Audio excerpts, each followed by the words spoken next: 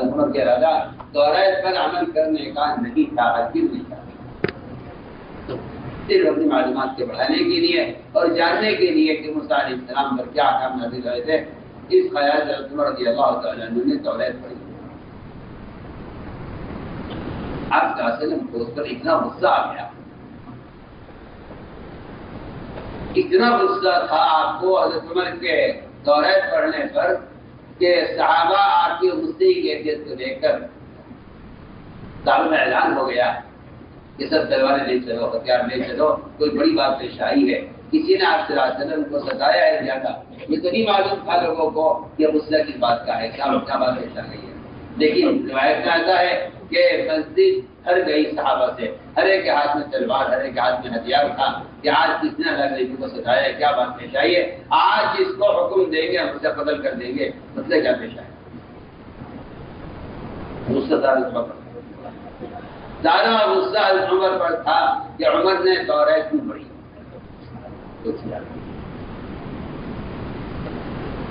آپ نے بیان کیا عمر کا،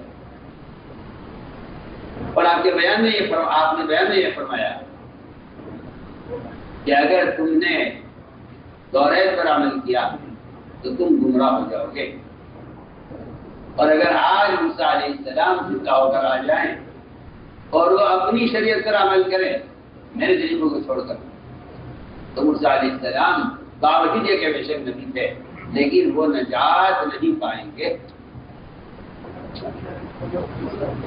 بات ہے کہ اگر موسیٰ علیہ السلام آ جائیں اور اپنی شریعت پر عمل کریں تو وہ نجات نہیں پا سکتے، تو جو مسلمان محمد صلی اللہ علیہ وسلم پر ایمان لانے کے بعد کسی اور کی شریعت پر عمل کرے وہ نجات کیسے پائے گا؟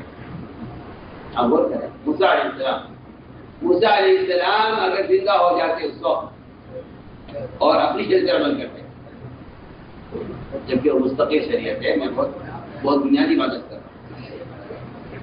اگر موسیٰ علیہ السلام اس زندہ ہو کر آ جاتے اور وہ اپنی شریعت پر اپنی کتاب پر عمل کرتے محمد صلی اللہ علیہ وسلم کے طریقوں کو چھوڑ کر، تو موسیٰ علیہ السلام کو نجات نہ ہوتی۔ یہ میں حدیث ساتھ کرنا صاف ہے، اور ساتھ یہ فرما دیا کہ عمر اگر تم کے طریقے پر عمل کیا تم گمراہ ہو جاؤ۔ آپ نے فرمایا کہ عمر جو علم میں لے کر آیا قرآن، کیا یہ تمہاری ہدایت کے لیے کافی نہیں تھا کہ تمہیں توریت پڑھی؟ اس سارے واقعے سے پہلا اصول معلوم ہوتا ہے کہ جو علم تھا آسمانی کتاب تھی، جو علم تھا آسمانی کتاب تھی، اس کو عمر جیسے عالم نے سیکھا، ان سے بات کا اندیشہ نہیں ہے کہ وہ نعوذ باللہ گمراہ ہو جائیں گے، یا وہ توریت پر عمل کریں گے آپ طریقے کو چھوڑ کر، یا وہ دونوں طریقوں کو جمع کر لیں گے کہ نبی کا یہ بھی نبی ہے یہ بھی نبی ہے، دونوں کے طریقے کو جمع کر لیں گے۔ یہ ایسی بھی حضرت عمر سے اس کی امید نہیں تھی کہ عمر ایسے بھی کر لیں گے۔ سوچنے کی بات ہے، جو توریت علم ہے، احکام ہے، آسمانی کتاب ہے، اس پر قیامت تک آنے والے مسلمانوں کو ایمان لانے کا حکم ہے، اس توریت کو عمر جیسے عالم نے پڑھا تو اتنا غصہ آیا۔ میں کہتا ہوں کہ وہ دنیا کے فنون جو سرے سے علم ہی نہیں ہیں، اگر مسلمان ان کو سیکھ لے اور اللہ کے علم سے جاہل رہے تو بتاؤ اللہ کے نبی کو غصہ کتنا آنا چاہیے۔ میرا ایک سوال ہے، مسلمان کو فنون کی طرف اس کی دنیا کھینچے لے جا رہی ہے، اور دھوکہ یہ دیا گیا ہے مسلمان کو۔ بلکہ مجھے اس بات کو کہنے میں شرم محسوس ہوتی ہے کہ اس جہالت میں مسلمان کو مسلمان نہیں مبتلا کیا ہے۔ ایسا نہیں ہے کہ ایسا نے کیا ہے، نہیں، خود گمراہ مسلمان مسلمانوں کو گمراہ کرتے ہیں، خود گمراہ مسلمان۔ میں تکلف آپ سے کہتا ہوں، اس زمانے کے اچھے دیندار پڑھے لکھے مسلمان کا خیال یہ ہے کہ اگر مسلمان نے فنون میں ترقی نہ کی اور مسلمان فنون آگے نہ بڑھا تو یہ کافروں کے سامنے مغلوب ہو کر رہے گا۔ یہ خیال خدا کے پسند بالکل باطل خیال ہے، یہ خیال باطل خیال ہے کہ اگر مسلمان دنیا کے فنون میں غیروں کے مقابلے پر نہ آیا تو مسلمان مغلوب ہو کر رہے گا۔ میں کہتا ہوں آپ سے، مسلمان کے مغلوب رہنے کا جو بنیادی سبب ہے وہ اللہ کے احکام سے جاہل ہونا اور دنیا کے قانون کے صاف فرماتے ہیں کہ ہم کبھی بھی اپنی ظاہری قوت سے اور جنگ کے پیدروں سے، اپنی ظاہری قوت سے اور جنگ کے پیدروں سے ہم کبھی غالب نہیں آئے۔ اللہ نے اگر ہمیں غلبہ دیا ہے تو صرف اپنے دین کی وجہ سے غلبہ دیا ہے۔ میں نے ایک بات کی ہے کہ عمر جیسے آپ، عمر جیسے صحابی، عمر جیسا فقیر، انہوں نے صرف معلومات حاصل کرنے کے لیے توریت پڑھی، اس پر آپ کا غصہ ہے۔ جو چیز سرے سے علمی نہیں ہے مسلمان اس کو سیکھ لے اور علم الہی سے جاہل رہے تو بتائیے کہ اللہ کے نبی کو کتنا غصہ آنا چاہیے۔ ایک مثال تو یہ ہے، دوسری مثال ہے اور صحابہ کی بھی ہے۔ جب بعض یہود اسلام میں داخل ہو گئے اور پکا سچے اسلام لے آئے اور صحابی ہو گئے۔ بسم اللہ الرحمن الرحیم، السلام علیکم ورحمۃ اللہ۔ حضرت جی مولانا سعد صاحب دامت برکاتہم کا بیان سماعت فرمائیے۔ بیان کو لائک اور شیئر کرنا مت بھولیے اور اپنی آراء سے ضرور آگاہ کیجیے۔ جزاکم اللہ خیر۔ عمر کا ارادہ توریت پر عمل کرنے کا نہیں تھا، ہرگز نہیں تھا، صرف اپنی معلومات کے بڑھانے کے لیے اور جاننے کے لیے کہ موسیٰ علیہ السلام پر کیا احکام نازل ہوئے تھے، اس خیال سے عمر رضی اللہ تعالیٰ عنہ نے توریت پڑھی۔ آپ کا وسلم کو اس پر اتنا غصہ آ گیا، اتنا غصہ تھا آپ کو حضرت عمر کے توریت پڑھنے پر کہ صحابہ آپ کی غصے کی کیفیت کو دیکھ کر داروں میں اعلان ہو گیا کہ سب تلواریں لے چلو، ہتھیار لے چلو، کوئی بڑی بات پیش آئی ہے، کسی نے آپ صلی اللہ علیہ وسلم کو ستایا ہے زیادہ۔ یہ تو نہیں معلوم تھا لوگوں کو کہ غصہ کس بات کا ہے، کیا بات پیش آ گئی ہے۔ لیکن روایت میں آتا ہے کہ مسجد ہر گئی صحابہ سے، ہر ایک کے ہاتھ میں تلوار، ہر ایک کے ہاتھ میں ہتھیار تھا کہ آج کس نے اللہ کے نبی کو ستایا ہے، کیا بات پیش آئی ہے، آج اس کو حکم دیں گے، ہم اسے قتل کر دیں گے، مطلب کیا پیش آئے۔ غصہ سارا غصہ عمر پر تھا کہ عمر نے توریت کیوں پڑھی۔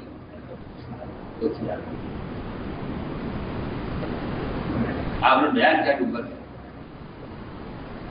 اور آپ نے بیان میں یہ فرمایا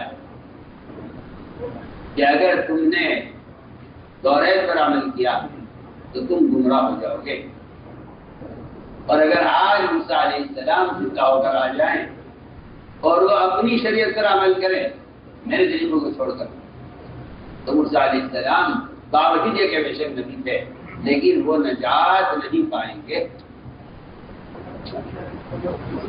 عجیب بات ہے کہ اگر موسیٰ علیہ السلام آ جائیں اور اپنی شریعت پر عمل کریں تو وہ نجات نہیں پا سکتے، تو جو مسلمان محمد صلی اللہ علیہ وسلم پر ایمان لانے کے بعد کسی اور کی شریعت پر عمل کرے وہ نجات کیسے پائے گا؟ اب غور کریں، موسیٰ علیہ السلام اگر زندہ ہو جاتے اس وقت اور اپنی شریعت پر عمل کرتے، جبکہ وہ مستقل شریعت ہے، میں بہت بنیادی بات کرتا ہوں، اگر موسیٰ علیہ السلام اس کو زندہ ہو کر آ جاتے اور وہ اپنی شریعت پر اپنی کتاب پر عمل کرتے محمد صلی اللہ علیہ وسلم کے طریقوں کو چھوڑ کر، تو موسیٰ علیہ السلام کو نجات نہ ہوتی۔ یہ اپنے حدیث سے صاف ہے اور ساتھ یہ فرما دیا کہ عمر اگر تم کے طریقے پر عمل کیا تم گمراہ ہو جاؤ۔ آپ نے فرمایا کہ عمر جو علم میں لے کر آیا قرآن، کیا یہ تمہاری ہدایت کے لیے کافی نہیں تھا کہ تمہیں توریت پڑھی؟ اس سارے واقعے سے پہلا اصول معلوم ہوتا ہے کہ جو علم تھا آسمانی کتاب تھی، جو علم تھا آسمانی کتاب تھی، اس کو عمر جیسے عالم نے سیکھا۔ ان کی بات کا اندیشہ نہیں ہے کہ وہ نوز باللہ گمراہ ہو جائیں گے یا وہ توریت پر عمل کریں گے آپ طریقے کو چھوڑ کر، یا وہ دونوں طریقوں کو جمع کر لیں گے کہ نبی کا یہ بھی نبی ہے یہ بھی نبی ہے، دونوں کے طریقے کو جمع کر لیں گے۔ یہ ایسی بھی حضرت عمر سے اس کی امید نہیں تھی کہ عمر ایسے بھی کر لیں گے۔ سوچنے کی بات ہے، جو توریت علم ہے، احکام ہے، آسمانی کتاب ہے، اس پر قیامت تک آنے والے مسلمانوں کو ایمان لانے کا حکم ہے، اس توریت کو عمر جیسے عالم نے پڑھا تو لگے مجھے اتنا غصہ آیا۔ میں کہتا ہوں کہ وہ دنیا کے فنون جو سرے سے علم ہی نہیں ہے، اگر مسلمان ان کو سیکھ لے اور اللہ کے علم سے جاہل رہے تو بتاؤ اللہ کے نبی کو غصہ کتنا آنا چاہیے؟ میرا ایک سوال سب مسلمان کو فنون کی طرف اس کی دنیا کھینچے لے جا رہی ہے اور دھوکہ ہی دیا گیا ہے مسلمان کو۔ بلکہ مجھے اس بات کو کہنے میں شرم محسوس ہوتی ہے کہ اس حالت میں مسلمان کو مسلمان نہیں مبتلا کیا ہے۔ ایسا نہیں ہے کہ ایسا سفر کیا ہے، نہیں، خود گمراہ مسلمان مسلمانوں کو گمراہ کرتے ہیں، خود گمراہ مسلمان۔ میں تکلف آپ سے کہتا ہوں، اس زمانے کے اچھے دیندار پڑھے لکھے مسلمان کا خیال یہ ہے کہ اگر مسلمان نے فنون میں ترقی نہ کی اور مسلمان فنون آگے نہ بڑھا تو یہ کافروں کے سامنے مغلوب ہو کر رہے گا۔ یہ خیال خدا کی پسند بالکل باطل خیال ہے، یہ خیال باطل خیال ہے کہ اگر مسلمان دنیا کے فنون میں غیروں کے مقابلے پر نہ آیا تو مسلمان مغلوب ہو کر رہے گا۔ میں کہتا ہوں آپ سے، مسلمان کے مغلوب رہنے کا جو بنیادی سبب ہے وہ اللہ کے احکام سے جاہل ہونا اور دنیا کے فنون کے صاف فرماتے ہیں کہ ہم کبھی بھی اپنی ظاہری قوت سے اور جنگ کے پیدروں سے، اپنی ظاہری قوت سے اور جنگ کے پیدروں سے ہم کبھی غالب نہیں آئے۔ اللہ نے اگر غلبہ دیا ہے تو صرف اپنے دین کی وجہ سے غلبہ دیا ہے۔ میں نے ایک بات کی ہے کہ عمر جیسے آپ، عمر جیسے صحابی، عمر جیسا فقیر، انہوں نے صرف معلومات حاصل کرنے کے لیے توریت پڑھی، اس پر آپ کا غصہ ہے۔ جو چیز سرے سے علم ہی نہیں ہے مسلمان اس کو سیکھ لے اور علم الہی سے جاہل رہے تو بتائیے کہ اللہ کے نبی کو کتنا غصہ آنا چاہیے۔ ایک مثال تو یہ ہے، دوسری مثال اور صحابہ کی بھی ہے۔ جب بعد یہود اسلام میں داخل ہو گئے اور پکا سچے اسلام لے آئے اور صحابی ہو گئے، وہ پہلے اس سے پہلے موسیٰ علیہ السلام کے دین پر تھے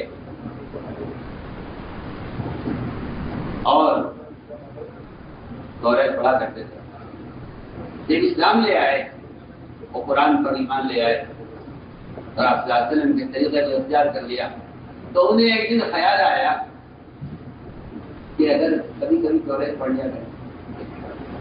سنیے آپ، بہت عجیب بات ہے، خیال آیا کہ کبھی کبھی توریت پڑھ لیا کرے، خیال آیا کہ کبھی کبھی توریت پڑھ لیا کرے، جبکہ وہ قرآن پر اور رسول پر ایمان لا چکے ہیں اور محمد صلی اللہ علیہ وسلم کے دین کو اختیار کر لیا ہے۔ انہیں خیال آیا کہ کبھی توریت پڑھ لیا کرے، لیکن آپ صلی اللہ علیہ وسلم سے اجازت کے بغیر توریت نہیں پڑھی۔ آ کر آپ سے اجازت لی، عرض کہ رسول اللہ، ہم آپ پر ایمان لانے سے پہلے توریت پڑھا کرتے تھے اور ہماری کتاب ہے، ہم اس کتاب پر ایمان لائے تھے، ہم دین مسوی بنتے ہیں، کیا آپ ہمیں اجازت دیں گے؟ کیا ہم صرف توریت پڑھ لیا کریں؟ ہم اس کو کریں گے آپ کے طریقے پر، عمل کریں گے آپ کے طریقے پر، عمل کریں گے قرآن پر، عمل کریں گے آپ کے طریقے پر، لیکن صرف پڑھنے کے طور پر کیا کبھی کبھی توریت پڑھ لیا کریں؟ ادھر یہ سوال ہوا آپ صلی اللہ علیہ وسلم سے، ادھر اللہ کی طرف سے ڈانٹ پڑی اس اجازت پر۔ اللہ نے فرمایا ادخلوا فی السلم کافہ، اسلام میں پورے داخل ہو جاؤ، یہ تو کسی کے سوال مت بنو یہ قرآن میں پڑھیں گے توریت نہیں پڑھ لیں گے۔ سنیے آپ، ان کا ارادہ عمل کرنے کا نہیں تھا، ان کا ارادہ توریت پر عمل کا نہیں تھا، ان کا ارادہ صرف توریت پڑھنے کا تھا۔ وہ بھی انہوں نے آخری اجازت طلب کی آپ سے کہ اگر آپ نے اجازت کو پڑھیں، ادھر میں نے اجازت مانگی، ادھر آسمان سے یہ آیت نازل ہوئی، ادخلوا فی السلم کافہ، اسلام میں پورے داخل ہو جاؤ۔ میرا دل تو سے میں بنیادی طور پر یہ بتانا چاہتا ہوں کہ امت کو علم الہی سے اور امت احکام کے علم سے غافل اور جاہل رکھنے کے لیے امت کو علم سے متعلق احادیث سنائی گئی ہے کہہ کر کہ یہ دنیا کے جو فنون ہیں یہ بھی علم ہے اور اس کے ساتھ بھی ادب کی وجود کرنی چاہیے جو اللہ کے احکام کے ساتھ کرنی چاہیے. میں ایک ملک میں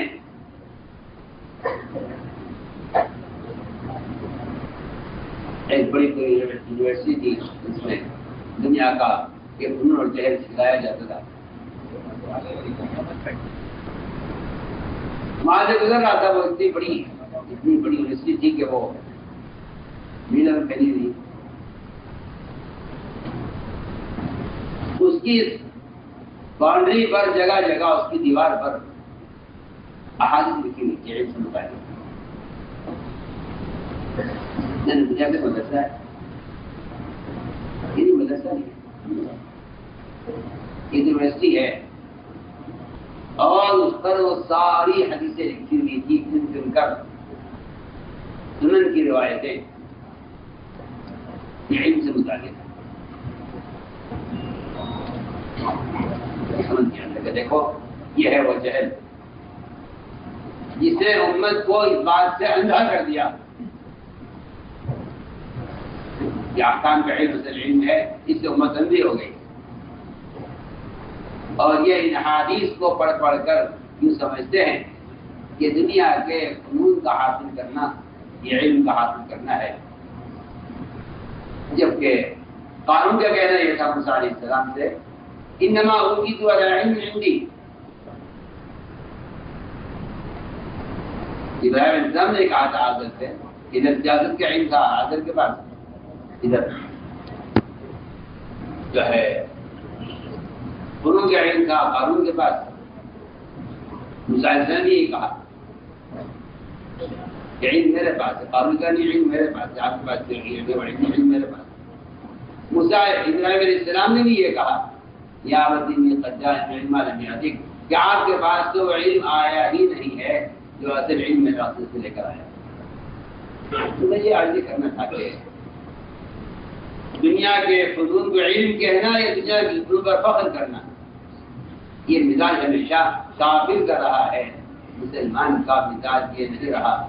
جانتا ہے کہ علم صرف وہ ہے جو مجھ سے اللہ رب العزت چاہتے ہیں اور محمد صلی اللہ علیہ وسلم کے طریقے پر چاہتے ہیں. ان دو شرطوں کے ساتھ اللہ مجھ سے کیا چاہتے ہیں محمد صلی اللہ علیہ وسلم کے طریقے پر بس اس کے اندر سارا علم. کوئی اگر غور کر لیا خبر کے 3 سوالات ہیں. خبر کے 3 سوالات. ان 3 سوالات میں سارا ایمان قرآن حدیث احکام معاشرہ سنتیں ان 3 سوالات کے اندر سب کچھ ہے. واقعی میں کہتا ہوں کہ یہ 3 سوال قبر کے جو کیے جائیں گے یہ سارے علم کا خلاصہ ہے. ربوبیت سے لے کر شریعت سے لے کر تمام سنن عادات تک جتنے بھی احکام ہیں ان سارے احکام کا مجموعہ قبر کے 3 سوالات ہیں. یہ ہر ایک سے ہوں گے سوالات. من ربک کا اس سے پہلے یقین لائے. یعنی میں کہتا ہوں کہ اگر من ربک کا جو سوال ہے قبر میں اگر اس سوال کا مقصد یہ ہوتا کہ تمہارا پالنہار کون ہے یہ کچھ کہہ رہا ہوں. اگر اس سوال کا مقصد یہ ہوتا کہ تمہارا پالنہار کون ہے تو میں کہتا ہوں اس کا جواب کوئی مشکل نہیں. اس کا جواب خدا کی طرف کوئی مشکل نہیں ہے. دنیا میں مشرکین یہ کہا کرتے تھے کہ پالنے والی ذات صرف اللہ کی ہے. ہاں کون کی جائے ایک دن خبر نہیں کتنے کفار ایسے ملتے ہیں جن سے آپ نے پوچھا، کتنے مشرکین ایسے ملتے ہیں جن سے آپ نے پوچھا کہ تمہیں روزی کون دیتا ہے، تمہیں شفا کون دیتا ہے، تمہاری پریشانیاں کون دور کرتا ہے؟ انہوں نے صاف کہا وہ تنہا اللہ جو آسمان میں ہے، وہی شفا دیتا ہے، وہی مشکلات کو حل کرتا ہے، وہی نقصان کو دور کرتا ہے، وہی ہمیں خوف امن دیتا ہے۔ یہ سارے الفاظ مشرک کے ہیں۔ جو قرآن نے صاف کہا ہے کہ نبی اگر آپ سے سوال کریں گے کہ آسمان زمین کس نے بنائے، تو یہ تاکید سے کے ساتھ کہیں گے کہ اللہ ہی نے بنائے، تنہا اس نے بنائے۔ آپ قرآن پڑھیے، آپ کو پتہ چلے گا کہ یہ جواب مشرک کا ہے۔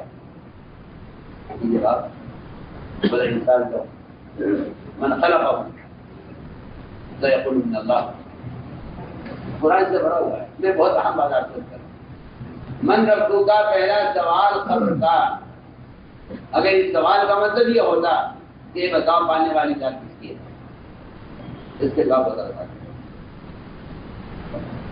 حالانکہ کوئی آدمی اگر غور کر لے اس پر کہ من ربو کا، قبر کا سوال من ربو کا، اس کا مطلب یہ نہیں ہے کہ آپ کا بال نہار کھول سکتے، سچی بات نہ کرو۔ اس کا مطلب یہ ہے کہ آپ اپنی پوری زندگی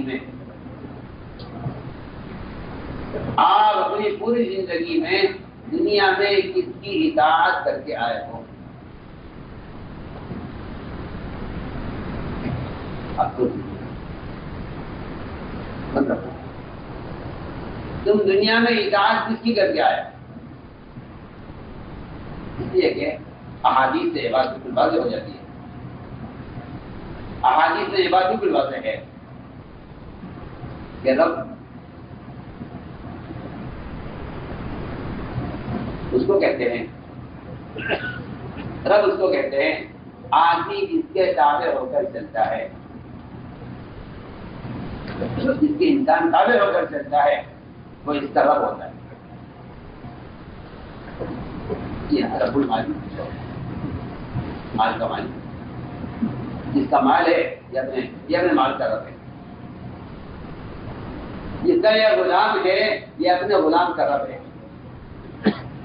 اب سب دیکھ لیجیے آپ، مال ہو، غلام ہو، دکان ہو، کچھ بھی ہے، یہ چیز جس کے تابع ہے یہ اس کا رب ہے۔ عدی بن حاتم اسلام لائے، عدی بن اس کی مثال دے رہا ہوں آپ کو۔ عدی بن حاتم اسلام لائے تو عدی بن حاتم نے آپ کا سوال کیا کہ رسول اللہ کیا بات ہے؟ اب ہم نے قرآن پڑھا آپ کا ایمان لانے کے بعد، تو قرآن میں اللہ نے ہمیں الزام دیا ہے کہ ہم نے اپنے پادریوں کو اور اپنے خوف اور اپنے مشائخ اور اپنے علماء کو اللہ کے مقابلے میں رب بنایا ہوا تھا۔ اب ہم نے قرآن کے اندر اپنے متعلق یہ آیت پڑھی ہے، اللہ نے ہمیں یہ الزام کیوں دیا ہے کہ ہم نے اپنے خوف پادریوں کو اپنا رب بنایا ہوا تھا؟ ہم نے تو اللہ کی سوا کسی کو رب نہیں بنایا کبھی بھی۔ آپ پر ایمان لانے سے پہلے بھی ہم اللہ ہی کو رب مانتے تھے، پھر اللہ نے قرآن میں الزام ہمیں کیوں دیا ہے؟ خبر کے پہلے سوال پر من ربو کا، خبر کا پہلا سوال من ربو کا، اس سے متعلق آپ کو عرض کر رہا ہوں کہ اس سوال کا مقصد کیا ہے۔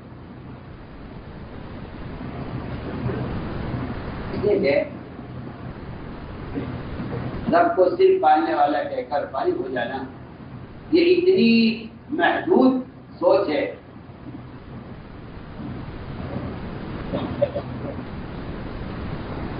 کہ اس کا اقرار ایک مشرک بھی کر رہا ہے۔ میں آپ سے بہت ہی بنیادی بات آپ سے عرض کر رہا ہوں، میں بہت سوچ کر آپ سے کہہ رہا ہوں، اتنی محدود سوچ ہے یہ۔ اسی سوچ نے مسلمان کو احکام سے غافل کر دیا۔ وہ سمجھتا ہے کہ پالنے والی ذات اللہ کی ہے، میرا اتنا اعتقاد رکھنا میرا کافی ہے، جبکہ یہ عقیدہ ایک مشرک رکھتا ہے کہ پالنے والی ذات اللہ کی۔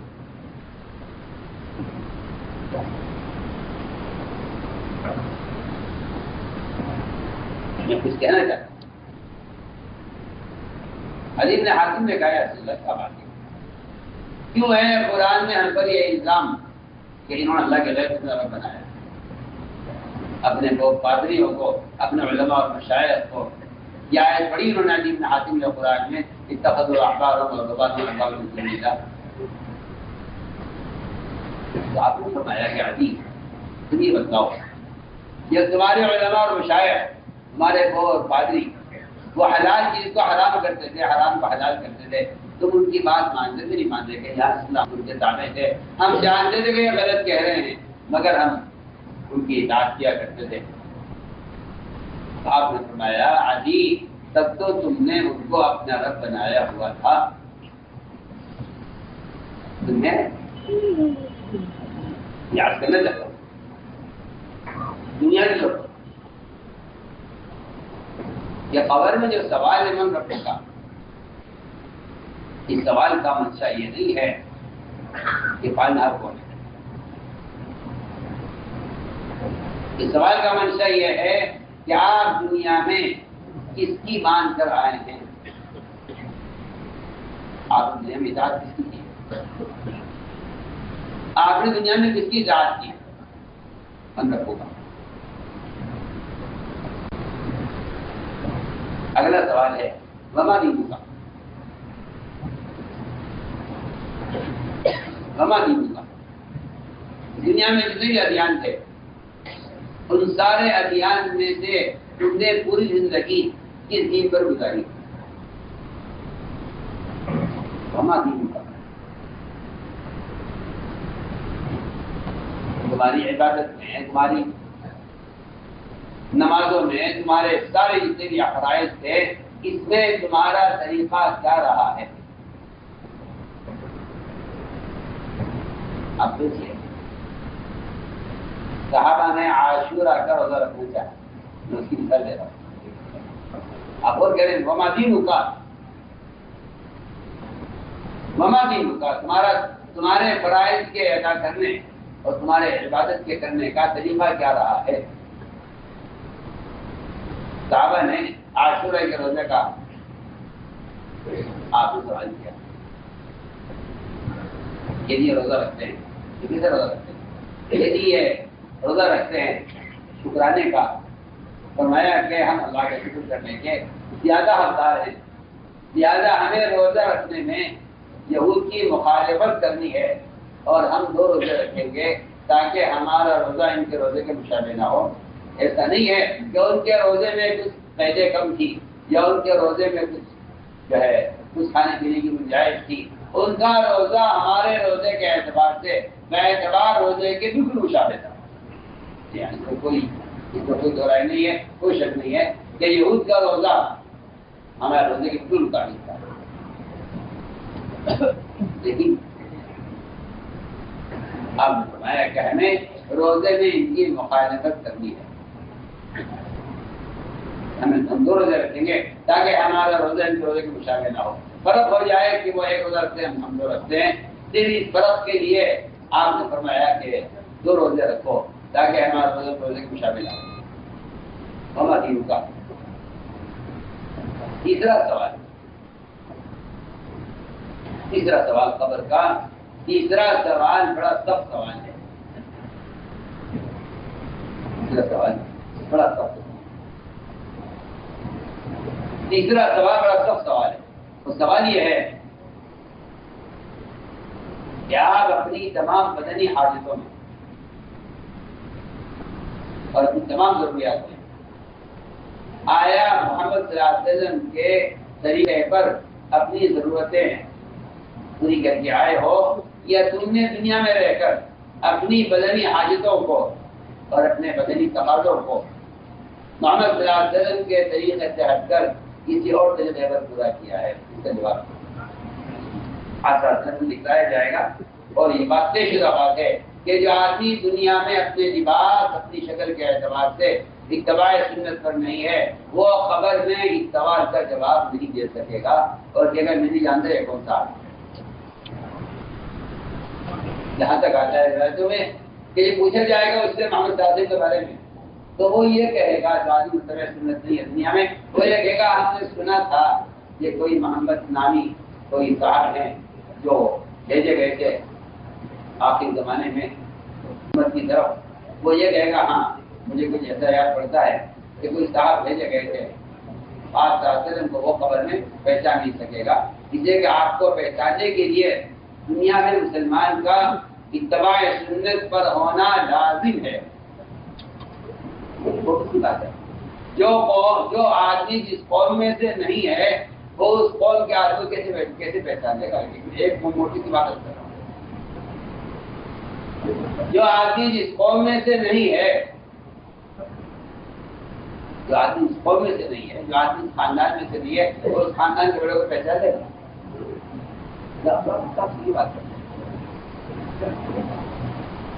مذہب اہل سنت فلیس منی من تشبہ بقوم فہو منہ۔ یہ روایتیں بتاتی ہیں کہ جو آدمی اتباع سنت پر نہیں ہے وہ محمد صلی اللہ علیہ وسلم کو قبر میں پہچان نہیں سکے گا، کیونکہ وہ ان کی جماعت میں سے ہی نہیں ہے، وہ کسی کو کیسے پہچان لے گا؟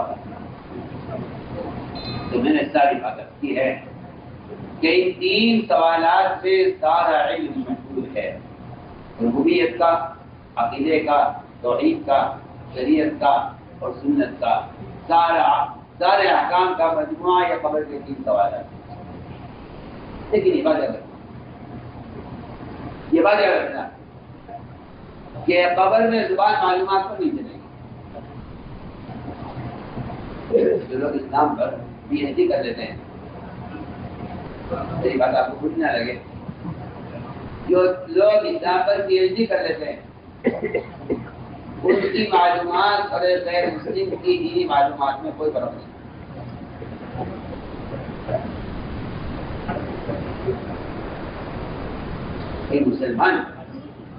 کوئی مسلمان اگر اسلام پر پی ایچ ڈی کر لے تو اس مسلمان کے اور ایک کافر کے دینی معلومات کے حاصل کرنے میں کوئی فرق نہیں۔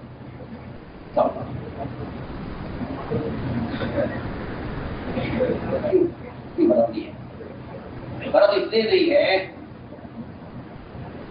کہ دماغ دونوں کے پاس بہت بنیادی بات ہے، دماغ دونوں کے پاس، ایک کافر کے پاس بھی دماغ ہے، ایک مومن کے پاس بھی دماغ ہے۔ یہ اپنے دماغ سے دینی معلومات کو یاد اور ذہن نشین کر لیتے ہیں اور کتابیں ان کو یاد ہو جاتی ہیں۔ اس میں ایک کافر ایک مومن کے درمیان کوئی فرق نہیں ہے، میں کہتا ہوں کوئی فرق نہیں ہے، معلومات کے اعتبار سے دونوں برابر ہیں، معلومات کے اعتبار سے دونوں برابر ہیں، معلومات کے اعتبار سے دونوں برابر ہیں۔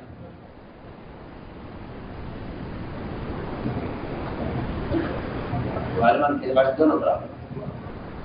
قرآن کی آیتوں میں اور احادیث میں غور کرنے سے بات صاف معلوم ہوتی ہے کہ دینی معلومات کے حاصل کرنے میں کافر مومن کے درمیان کوئی فرق نہیں، صاف دینی معلومات کے حاصل ہو جانے میں کافر مومن کے درمیان کوئی فرق نہیں۔ قرآن کی آیتوں سے بھی یہ بات واضح ہوتی ہے اور احادیث سے معلوم ہوتی ہے، اور یوں بھی تجربہ ہے دنیا کا۔ میں بالکل مشاہدے کی بات کر رہا ہوں۔ ہمارے ساتھی نے بتایا کہ ان کے پڑوس میں ایک غیر مسلم لڑکی ہے، ہندو لڑکی ہے، مگر بہت بڑی ہے، دماغ بہت تیز ہے، ایک چیز کو مطلب پڑھ لیا ہے، دیکھ لیا تو وہ اس کے ذہن نشین ہو جاتی ہے۔ اس نے حضرت تھانوی رحمۃ اللہ علیہ کا بہشتی زیور اتنا ازبر کیا ہوا ہے اور اس کے چھوٹے چھوٹے مسائل اس لڑکی کو اتنے مستحضر ہیں، اتنے اچھی طرح یاد ہے کہ وہ اپنے پڑوسی مسلمانوں کو ٹوکتی رہتی ہے، کہہ رہے تم کیا کر رہے ہو، تمہارے حضرت خانوی نے اس طرح لکھا ہے۔ میں پوچھتا ہوں کیا آپ لڑکی کو عالمہ کہیں گے؟ کیا خیال ہے؟ آپ عالمہ کہیں گے؟ میرا سوال ہے، آپ اس لڑکی کو عالمہ کہیں گے جس کو اتنا پیشور کے مسائل اتنے مستحضر ہیں کہ اپنے پڑوسی مسلمانوں کو ٹوکتی رہتی ہے؟ اے بھائی صاحب آپ کیا کر رہے ہیں؟ آپ کی کتاب میں دوسرا لکھا ہوا ہے، بہت ساری کتابیں مسئلہ لکھا ہوا، آپ کیا کر رہے ہیں؟ کیا آپ اس لڑکی کو عالمہ مدرسہ کیا کہنا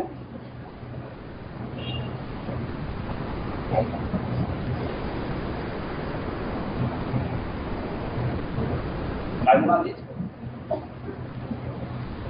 اس کو معلومات ہے اسلام کے احکام کی اور مسائل کی، اس کو کبھی آپ عالم نہیں کہیں، کیونکہ اب قرآن حدیث ہی بتا رہے ہیں کہ عالم وہ ہے، عالم وہ ہے جس کے دل میں اللہ کا اتنا خوف ہو، کم سے کم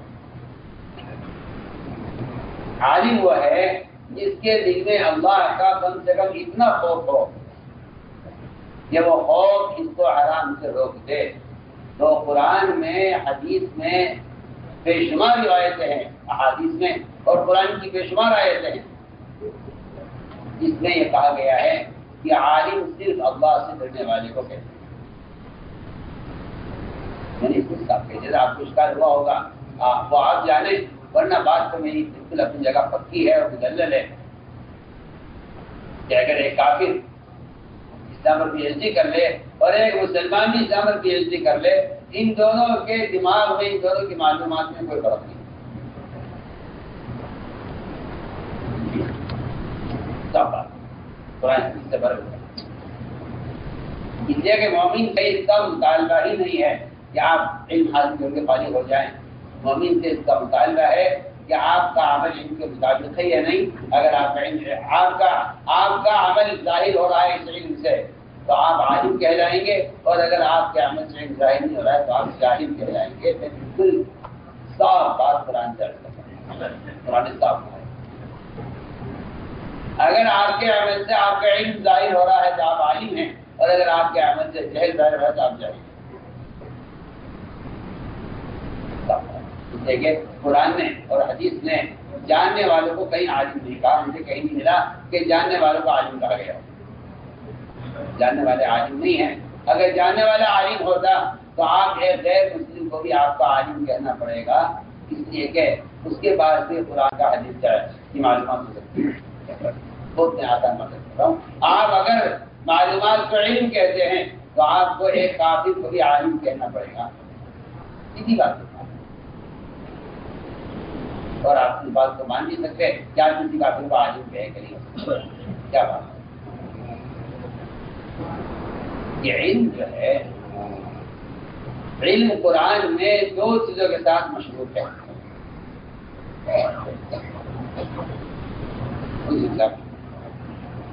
علم دو چیزوں کے ساتھ مشروط ہے قرآن میں، ایک عمل کے ساتھ، دوسرا خشیے کے ساتھ۔ عمل اور خشیہ، عمل اور خشیہ ان دونوں کے ساتھ علم مشروط ہے قرآن میں بھی، حدیث میں بھی۔ قرآن نے صاحب کہا ہے کہ اللہ کے بندوں میں سے صرف اللہ سے ڈرنے والے علماء ہیں۔ ایک تو یہ بات صاحب، انما حصر کیا جایا جاتا ہے، اس کے سوا کوئی بات نہیں ہے،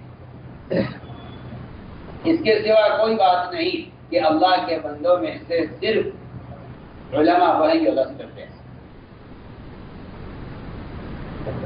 پکی بات، اس کے دل میں اللہ کا خوف نہیں ہے۔ اس لیے میں کہا کرتا ہوں کہ یہ جاننا کسی کا کہ نامحرم کو دیکھنا حرام ہے، اس بات کا جاننا علم نہیں۔ سود کھانا حرام ہے، جھوٹ بولنا حرام ہے، زنا کرنا حرام ہے، نامحرم کو دیکھنا حرام ہے، ان سارے محرمات کا جاننا علم نہیں ہے۔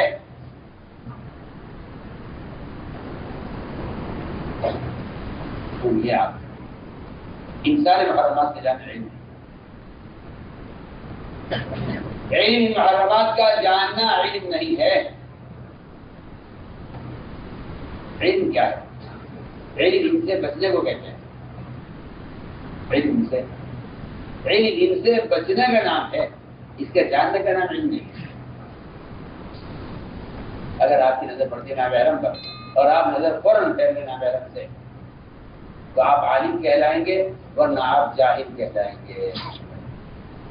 لیکن وہاں اس کا سوال ہی نہیں ہے، وہاں اس کا سوال ہی نہیں ہے کہ آپ کیا جانتے ہیں۔ کہیں قیامت میں کہیں مجھے کہیں نہیں ملا کہ کہیں یہ سوال کیا جائے کہ آپ کتنا پڑھ کر آئے، تو نہیں ہے.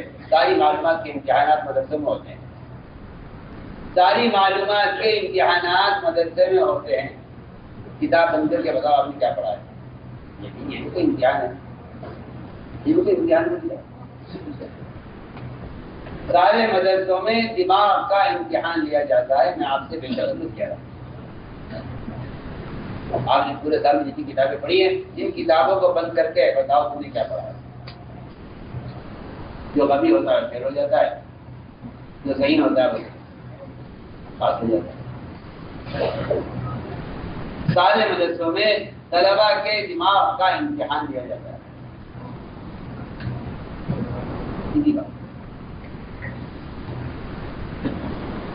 جو کبھی ہوتے ہیں وہ پھر ہو جاتے ہیں، جو ذکی ہوتے ہیں، جی ہاں، جو ذکی ہوتے ہیں وہ پاس ہو جاتے ہیں.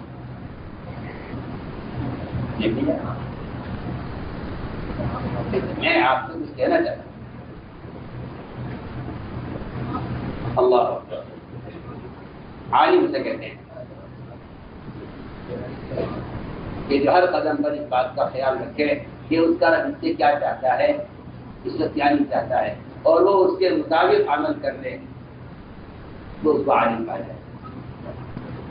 یہ قرآن میں جگہ جگہ آپ اس پر غور کریں، یا آپ کے قرآن میں خود ملے گا. یہ قرآن نے جاننے والوں کو اور عمل کرنے والوں کو چھان کر رکھا. قرآن یہ کہہ رہا ہے بھلا وہ شخص کہ جس کی رات گزرتی ہے تہجد میں اور دن گزرتا ہے اللہ کے خوف کے ساتھ.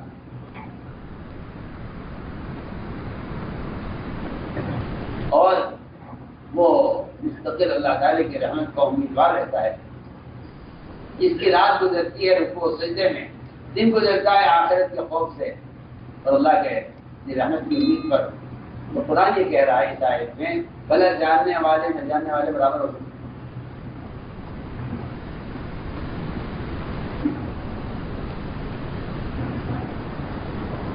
بھلا جاننے والے جاننے والے برابر ہو سکتے ہیں. آپ قرآن کی آیت کا غور کریں. جاننے والے نہ جاننے والے کیا برابر ہو سکتے ہیں؟ کون جاننے والے؟ قرآن کہہ رہا ہے جاننے والے وہ ہیں جن کی رات گزرتی ہے تہجد میں اور دن گزرتا ہے اللہ کے خوف کے ساتھ اور اس کی رحمت کی امید کے ساتھ. قرآن نے جاننے والوں کی علامت بیان کی. اس سے بات واضح ہو گئی کہ اگر خدا نہ کرے اللہ نہ کرے، اگر خدا نہ کرے اللہ نہ کرے، اگر کسی عالم کا کسی دین کو جاننے والے کا دنیا اگر کسی دین کو جاننے والے کا مطالبہ اور اس کی چاہت سے کہہ رہا ہوں، اگر کسی عالم کا اور جاننے والے کا مطالبہ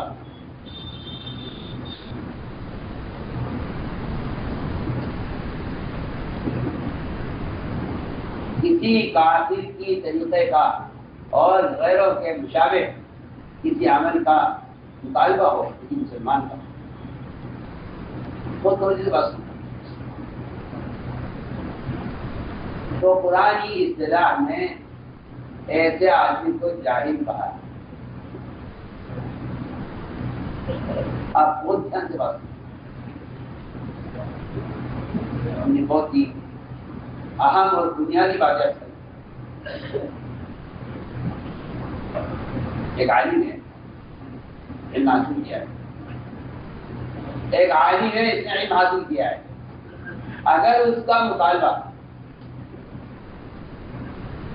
اگر اس کی چاہت، اگر اس کا مطالبہ کسی غیر مسلم کے طریقے پر عمل کا ہے تو قرآنی اصطلاح میں اور حدیث میں ایسے عالم کو جاہل کہا ہے.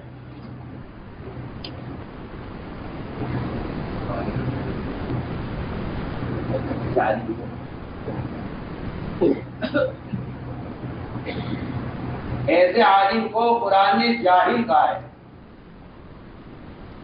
ایسے عالم کو قرآن نے جاہل کہا ہے جس کا مطالبہ اپنی کسی ضرورت کے پورا کرنے میں سنت کے خلاف ہو۔ آپ میری بات پر پورا دھیان دیں گے، میں اپنی بات کو دوہرا رہا ہوں بار بار تاکہ بات دل میں اترے اور سمجھ میں آئے۔ بولنا تو کچھ نہیں ہے نا، سننے والا کسی نتیجے پر پہنچے کا مقصد ہی ہوتا ہے۔ بیان بولنے کو نہیں کہتے، بیان کا ترجمہ ہی واضح کرنا ہے۔ ہم آپ سے ہم ایک سوال کھڑا کر رہے ہیں، اس میں سب کو توجہ دینی۔ یہ قرآن نے ایسے عالم کو جاہل کہا ہے جس کا مطالبہ غیروں کے اور کفار مشرکین کے مطالبے اور ان کی چاہت کے مطابق ہو۔ قرآن کو جاری کر دنیا بادشاہ پیش آئی۔ صحابہ نے دیکھا کہ جب یہ کفار جنگ کے فارغ ہوتے ہیں تو اپنے ہتھیار ایک درخت پر لٹکا دیتے ہیں، حفاظت کے لیے، سہولت کے لیے، جو بھی مقصد ہوگا۔ صحابہ کو دیر تک لگا، صحابہ نے آپ سے آ کر درخواست کی اور عرض کے گئے رسول اللہ، اس لیے کہ میری بات آپ کے ذہن میں رہ جائے، اللہ کرے اس طرح کے مطالبات صحابہ کی طرف سے مختلف آپ نہیں ملتے ہیں۔ کفار کا مروجہ نظام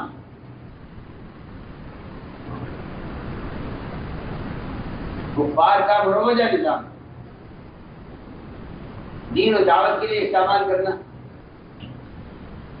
یا کفار کا اپنی ضرورتوں کے پورا کرنے کا جو ان کا طریقہ ہے، اس طریقے کا مسلمان سوال کرے اور اس طریقے کو مسلمان چاہے، تو یہ دونوں مثالیں جن کی حیثیت میں میرا دل چاہتا ہے کہ دونوں کو بیان کریں۔ میری بات نہیں ہے جو میں کہہ رہا تھا کہ ہتھیار درخت پر لٹکانے کی ضرورت، اس کا آپ سے صحابہ نے سوال کیا، میرے کا ایسا لگتا ہے اگر ہم ایسا کریں۔ یہ میں پہلی مثال دے رہا ہوں، ضرورت سے متعلق اگلی مثال عرض کروں گا،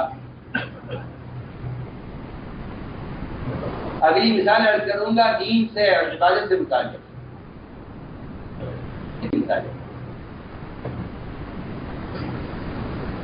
صاحب نے اللہ اگر آپ اجازت دیں تو ہم ان کافروں کی طرح ہم نے اپنے ہتھیار پر لٹکا دیا کریں، اس لیے کہ ہمیں یہ طریقہ اچھا لگا ہے۔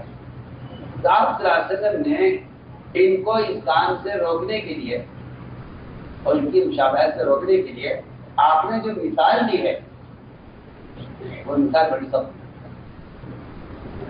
اس مثال سے معلوم ہوتا ہے، میں پہلے کہہ دیتا ہوں، اس مثال سے معلوم ہوتا ہے کہ میں عرض کروں گا آگے، اس مثال سے معلوم ہوتا ہے کہ مسلمان کو جتنا خود پرستی سے دور رہنا چاہیے اتنا مسلمان کو اپنی عادتوں میں، ضروریات میں غیر مسلم کے طریقے سے دور رہنا چاہیے۔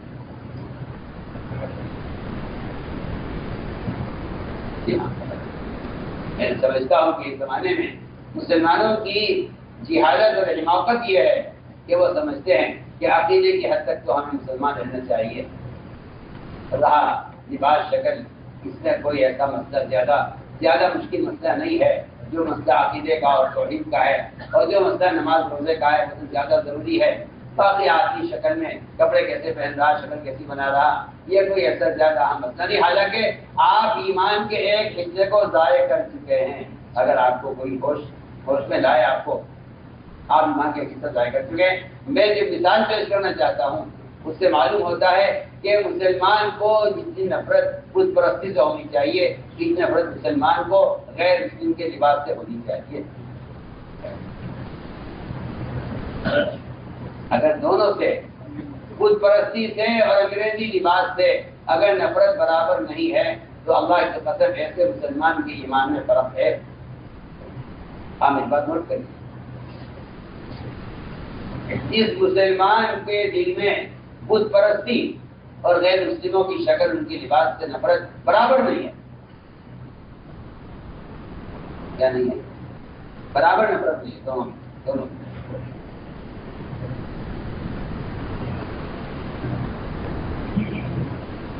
دونوں سے اگر مسلمان کو نفرت برابر نہیں ہے، بت پرستی اور غیر مسلموں کے طریقے پر لباس اختیار کرنے میں اگر مسلمان کو نفرت برابر نہیں ہے تو اللہ کی قسم اس کے ایمان میں فرق ہے. اور اس کا ایمان یقیناً خدا کی قسم نہ ہونا چاہیے. اس کو کوئی شک نہیں اس میں. کوئی اگر اس پر کوئی دلیل پیش کرتا ہے تو جاہل ہے، گمراہ ہے. اس سے اور کیا کہہ سکتا ہے؟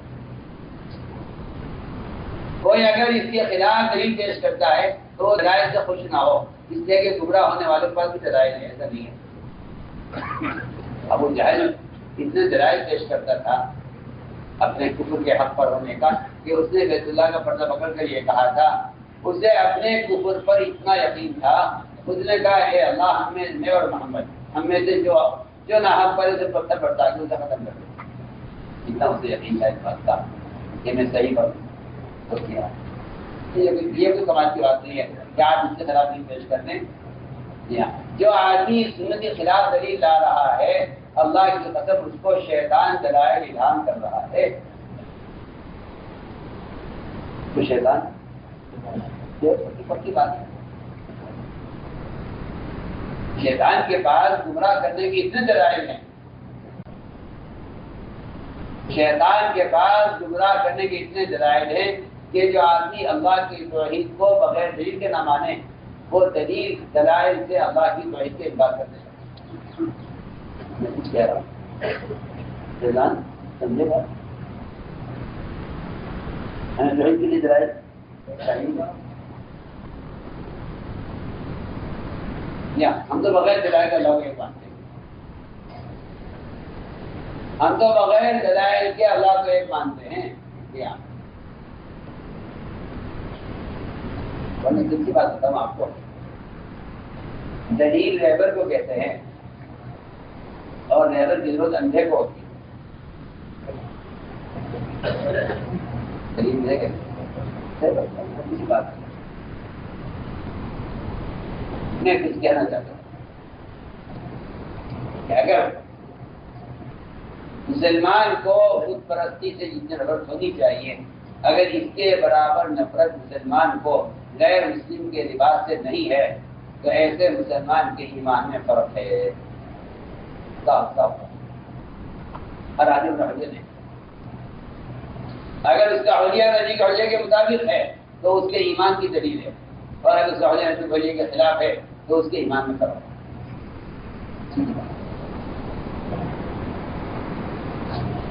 تو میں نے اس پر میں عرض کر رہا تھا کہ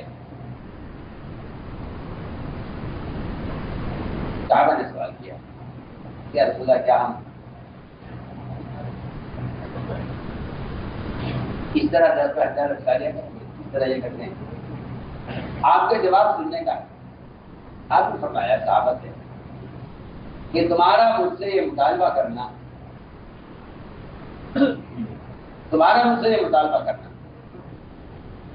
یہ تمہارا مطالبہ بنی اسرائیل کے مطالبے کی طرح ہے کہ جب بحر القلزم سے نکل کر پار ہو گئے تھے تو انہوں نے ایک جگہ ایک بت کی پوجا ہوتے ہوئے دیکھا اور وہ ان کو یہ اچھا طریقہ اچھا لگا اور انہوں نے موسیٰ علیہ السلام سے کہا تھا اجعل لنا الہا کما لہم آلہہ، ہمارے لیے بھی ایک ایسا بت ہونا چاہیے پوجا کرنے کے لیے جیسا بت ان کا ہے. یہ آپ نے یہ واقعہ صحابہ کو اس وقت سنایا. انہوں نے کسی نوز باللہ خود کا سوال نہیں کیا تھا، انہوں نے کوئی غلط کا سوال کیا. انہوں نے ہتھیار اٹھانے کے لیے سوال کیا درخت کا. آپ جواب دے رہے ہیں موسیٰ علیہ السلام کے واقعے سے کہ بنی اسرائیل نے موسیٰ علیہ السلام سے ایک بت کا مطالبہ کیا. آپ اسے اندازہ کریے. اگلی مثال ہے پیش کرنا چاہتے تھا. یہ تو ضرورت میں مثال ہے غیروں کے طریقے سے بچنے کی. عبادات میں اذان کے شروع ہونے سے پہلے، اذان کے شروع ہونے سے پہلے، اذان اس وقت تک نہیں آئی تھی اللہ کی طرف.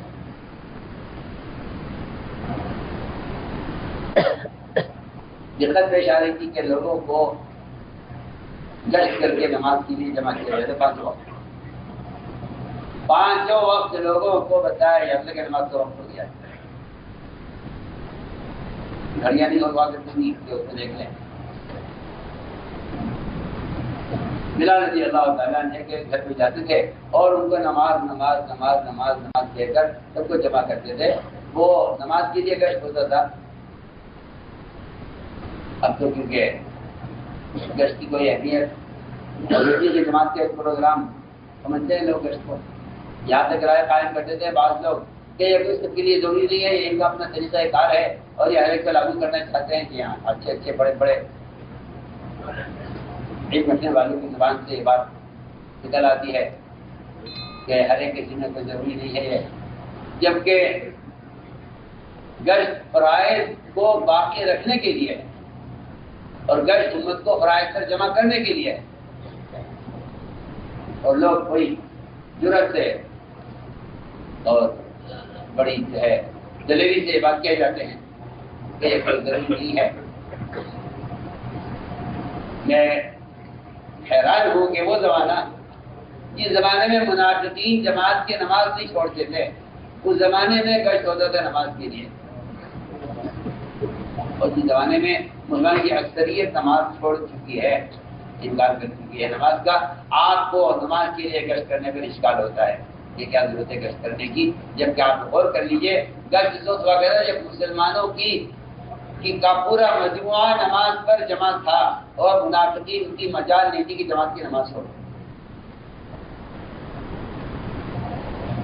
کیا کیا جب پیش آتی تھی ایک ایک بار جاتے تھے نماز کے گھروں پر سب کو جمع کرتے تھے. پہلا آنے والا آخری آنے والے کا انتظار کرتا تھا.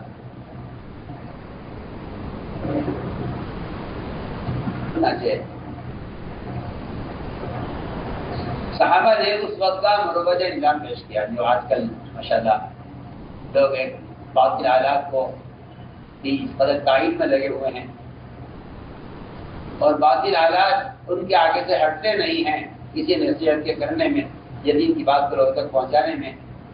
جبکہ یہ بات بالکل واضح ہے کہ جہاں تصویریں ہوں گی وہاں ملائکہ کا نزول نہیں ہوگا اور جہاں ملائکہ کا نزول نہیں ہوگا وہاں علم کا نور دل میں نہیں اترے گا. یہ تو طے شدہ بات ہے کہ دلوں میں علم کا نور جو اترتا تھا وہ اصل ملائکہ کے نزول سے اترتا تھا. علم کو سکینہ کہا گیا ہے، علم کو نور کہا گیا ہے. علم وہ قسم ہے جو فرشتے ہی لے کر آتے ہیں. علم وہ صفت ہے جس کو فرشتے ہی لے کر آتے ہیں اور کفر وہ صفت ہے جس کو شیاطین ہی لے کر آتے ہیں. دونوں کا نزول ہوتا ہے، شیاطین کا بھی فرشتوں کا بھی. آپ یہ قرآن پڑھیے آپ کو پتہ چلے دونوں کا نزول ہوتا ہے، شیاطین کا بھی اور ملائکہ کا بھی، فرشتوں کا بھی. یہ میرا کفر لے کر اترتے ہیں شیاطین.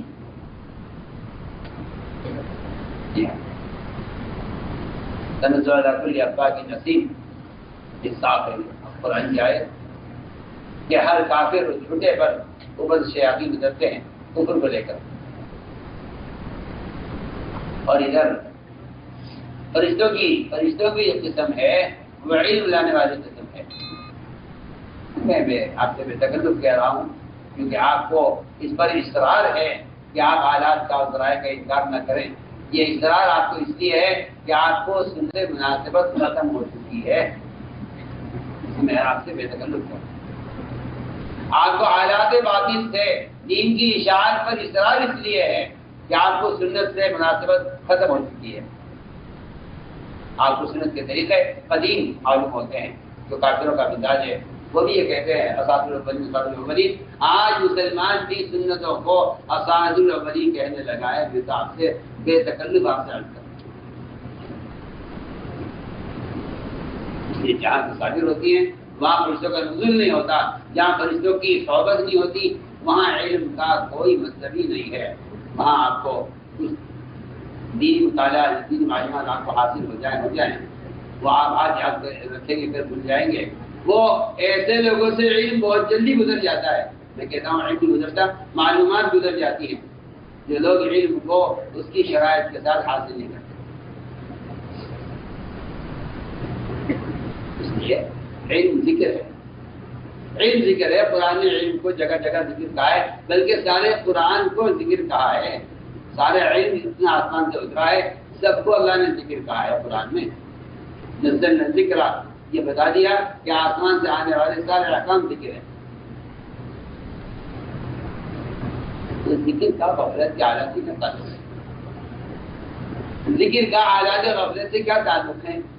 کہ جو آپ ذکر کو آلات غفلت جوڑ کر کوشش کر رہے ہیں اور اس میں آپ اپنا کمال سمجھتے ہیں،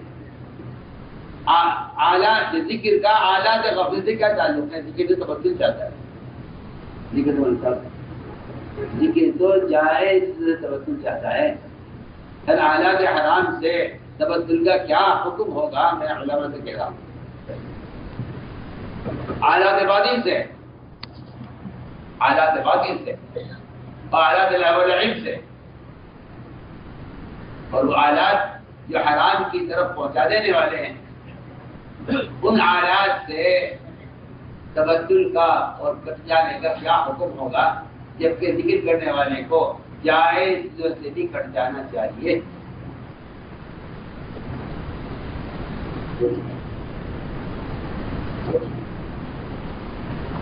ذاکر کو جائز سے بھی کٹ جانا چاہیے ذکر کے دوران، اور آپ تلاوت کو علم کو اعلیٰ سے بات بھی جوڑ کر کہتے ہیں کہ اس کو کوئی حرج نہیں ہے۔ ایسا معلوم ہوتا ہے کہ آپ کو پتہ ہی نہیں ہے کہ ذکر کا غفلت کا کوئی جوڑ نہیں ہے، آپ اعلیٰ سے غفلت پر علم اور ذکر کو لے آئے ہیں کہ جو کہتا ہوں آدمی بے ادب ہو جائے یا آدمی غفلت کا عادی ہو جائے، جب اس کے اندر سے یہ احساس ختم ہو جاتا ہے۔ میں تو آپ کو بہت آسان مثال دے رہا ہوں، صحابہ نے لوگوں کو نماز کے لیے جمع کرنے کے واسطے آلات پیش کیے کہ اللہ ہمارے معمول یہ ہے کہ کسی تقریب پر یا کسی کام پر لوگوں کو جمع کرنا ہوتا ہے تو ہم یہ آلات استعمال کرتے ہیں۔ ڈھول بجا دے فرمایا اس کا طریقہ ہے، ہمیں نہیں استعمال نہیں کرتے۔ شادی کے لیے تو بجانے کی اجازت،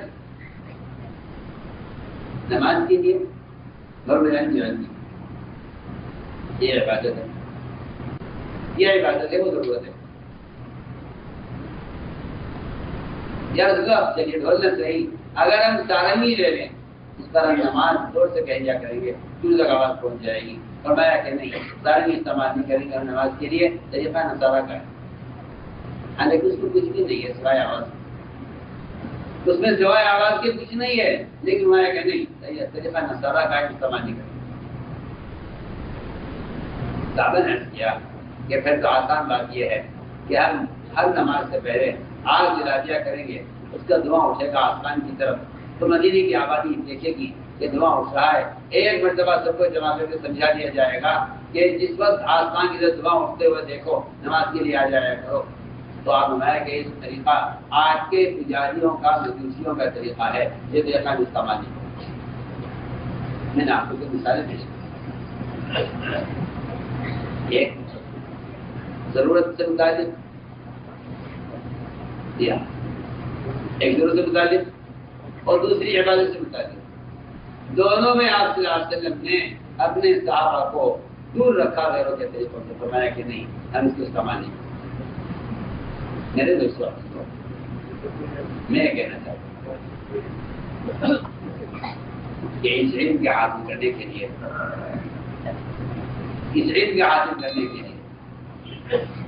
کچھ شرائط پہلی شرط یہ ہے کہ آدمی علم حاصل، معلومات کے لیے کوئی شرط نہیں ہے، کافی کوئی معلومات حاصل ہو سکتی ہے۔ علم کا حاصل کرنے کے لیے کچھ شرائط ہیں، پہلی شرط یہ ہے، پہلی شرط یہ ہے کہ علم حاصل کرنے والا سب سے پہلے تقوی اختیار کرے،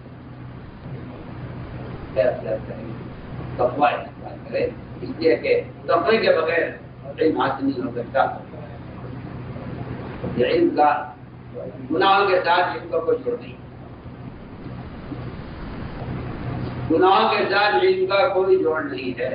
علماء کو جو امتیاز حاصل ہوگا وہ صرف تقوی سے حاصل ہوگا، اس کو قرآن نے صاف بیان کیا ہے، ان تتقوا اللہ یجعل لکم فرقانا، کہ اگر تمہیں تقوی ہے تو اللہ تعالیٰ علماء کو ساری قوم اور عوام کے اور اقوام کے درمیان اللہ تعالیٰ اور علماء کو امتیازی شان عطا فرمائے گا۔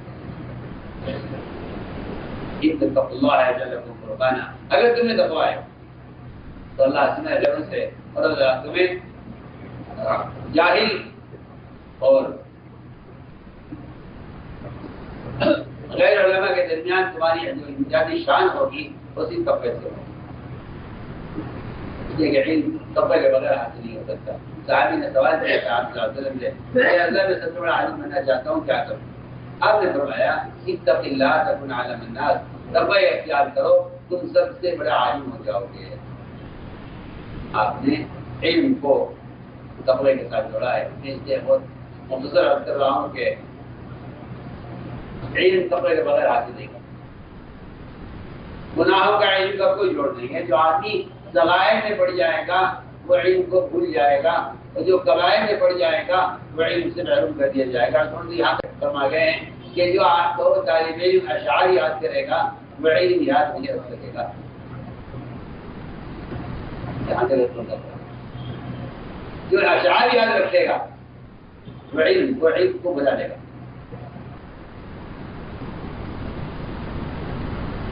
سمجھنا کیا کہ پہلی شرط یہ ہے کہ آدمی کے اندر تقوی ہو، تقوی دو اعتبار سے، ایک اپنے اعضاء کو گناہوں سے بچانا، کہ یہی کان، آنکھ، زبان یہ تین اعضاء ہیں، علم کے جن تک پہنچنے کے لیے اگر ان کو برا میں استعمال کیا گیا تو یہ راستے اتنے گندے ہو جائیں گے کہ اس سے علم ان تک پہنچے گا نہیں۔ فرمایا کہ یہ علم کے مداخل ہیں، ان کو صاف رکھو، یہ علم کے داخلے کے راستے ہیں، ان کو صاف رکھو۔ جو آدمی اپنے اعضاء کو آنکھ،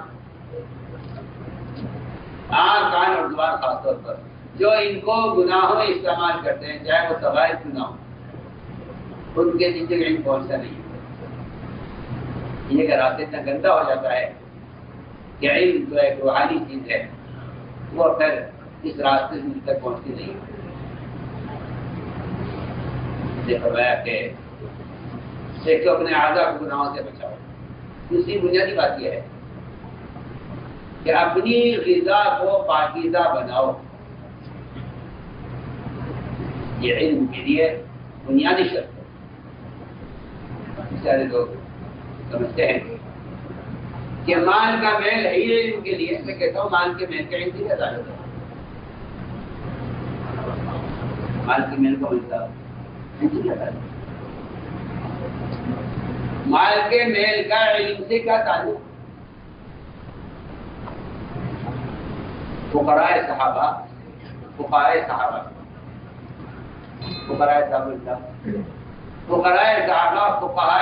ہیں۔ حضرت معاذ کو دیکھ لو، ابو ہریرہ کو دیکھ لو، یہ امام المسکیان ہیں، انتہائی فقیر معاذ بن جبل،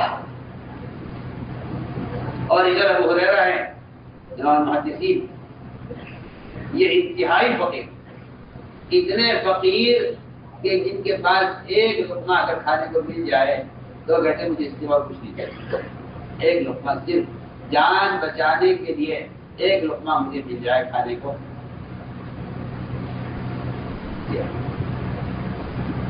لیکن آپ دیکھ لیجیے گا حدیث ابو ہریرہ اور سارے علماء کے سردار آدمی جو ہے وہ میں نے عرض کیا کہ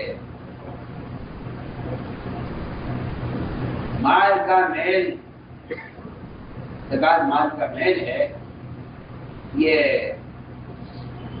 علم اس کا مصرف نہیں، فقراء اس کا مصرف ہے، فقراء اس کا مصرف ہے، فقہاء اس کا مصرف نہیں، فقراء اس کا مصرف۔ اور مجھے تعجب اس لیے ہوتا ہے، تعجب اس لیے ہوتا ہے مجھے کہ ایک شخص اپنی تمام ضروریات سے بڑھ کر اپنی خواہشات اپنے مال سے پوری کرتا ہے، صرف علم حاصل کرنے کے لیے اس کو دوسرے کے مال کی ضرورت ہے۔ میں اس سے حیران ہوں، میں حیران اس بات سے، میں انتہائی حیران اس بات سے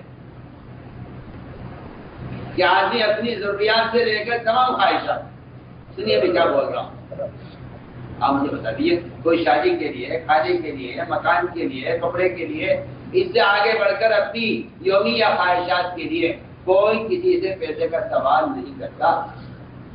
میں کچھ بول رہا ہوں، میری بات کی طرف توجہ کی ضرورت ہے۔ ساری خواہشات، ساری ضروریات، شادی، مکان کی تعمیر، عمدہ کھانے، ساری ضروریات وہ سب کی سب پوری ہوتی ہے میرے اپنے ذاتی پیسے، صرف بیچارہ علم رہ گیا فقیر جس کو زکات کی ضرورت ہے۔ میں اس بات سے حیران ہوں، میں آپ سے بیٹے کروں گا۔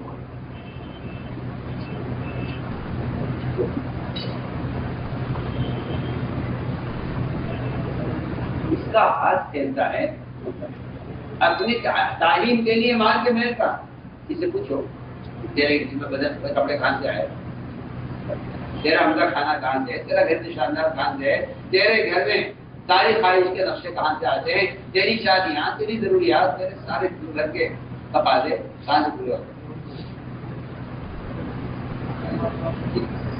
حیران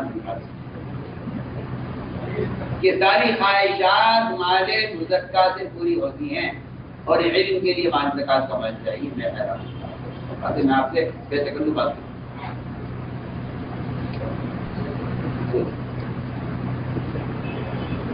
فقراء صحابہ جنگل میں جاتے تھے، وہاں سے لکڑیاں کاٹتے تھے، وہاں سے کٹڑا بنا کر لاتے تھے، مدینے کے گھروں میں لکڑیاں بیچ کر پیسے جمع کرتے تھے اور اس سے بکری چبا کر کے ازواج مطہرہ کے گھروں میں تازہ گوشت پہنچاتے تھے کہ ہمارا ایک معلم اس کے 11 گھر ہیں، ہر گھر میں ہمیں گوشت پہنچاتے ایسے مدرسے تھے۔ ابو ہریرہ جیسے محدث، خالد جیسا فقیہ، عبداللہ بن مسعود جیسا مفسر، اور آپ اندازہ کریں علی جیسا قاضی، کیوں نہ تیار ہوں آپ سوچیے، یہ تو مجاہدہ قائل ہے، یہ تو بالکل آپ سے بہتر ہوگا۔ آپ ان سارے قالین اسکول پڑھنے والوں کو دیکھ لیجیے، کہیں میری اپن جمع ہوتا ہو زکات کا بالکل نہیں۔ رکشا کھینچنے والا اپنے بیٹے کو ڈاکٹر بنا دیتا ہے، آپ سوچیے تصویر میں کیا بول رہا ہوں۔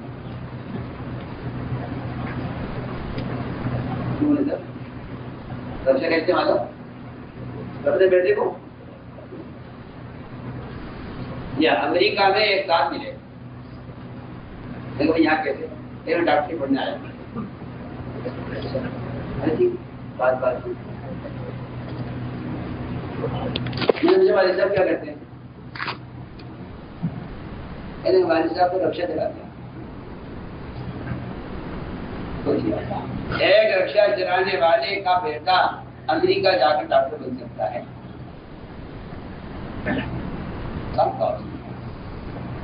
رکشا چلاتے ہیں۔ بس ان کی ایک ہی تمنا تھی کہ میرا بیٹا ڈاکٹر بن جائے، انہوں نے بہت محنت کر کے کما کر مجھے آگے پہنچایا۔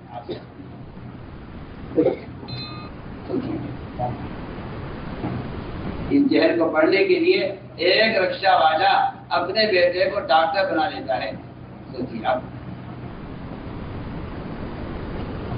جبکہ مسلمان کے مال کا پہلا مطلب یہ تھا کہ اپنے مال میں علم کا خرچ کرنا، اپنے مال کو علم پر خرچ کرتا۔ تو میں نے عرض کیا کہ پہلی شرط یہ ہے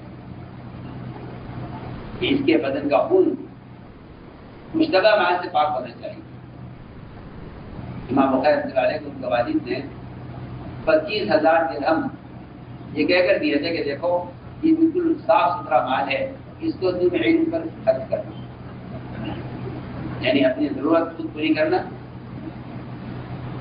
تعلیم کے دوران۔ وہ 25,000 درہم کوئی صاحب لے کے بھاگ گئے اس زمانے میں، ایک پیسہ واپس نہیں کیا، نہ نفع کم دیا، نہ اصل مال میں سے کچھ دیا، سب لے کے غائب ہو۔ امام بخاری رحمۃ اللہ علیہ نے 40 سال اس طرح گزارے ہیں تعلیم کے، 40 سال اس طرح گزارے ہیں کہ کوئی ایسی کھانے کی گوشت اور گھی کی چیز استعمال نہیں کی، فقر کی وجہ سے،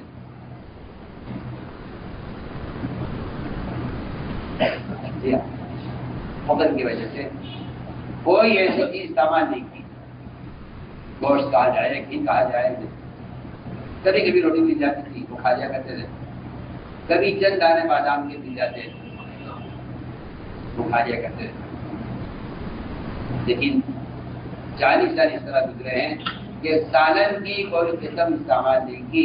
بیمار ہوئے تو طبیب نے ان کا قارورہ منگوایا دیکھنے کے لیے، اور طبیب نے قارورہ دیکھ کر یہ کہا، ان کا پیشاب دیکھ کر چیک کیا اور یہ کہا کہ یہ پیشاب کسی راہب کا معلوم ہوتا ہے جو تاریخی دنیا ایک مدت سے کیے ہوئے ہے۔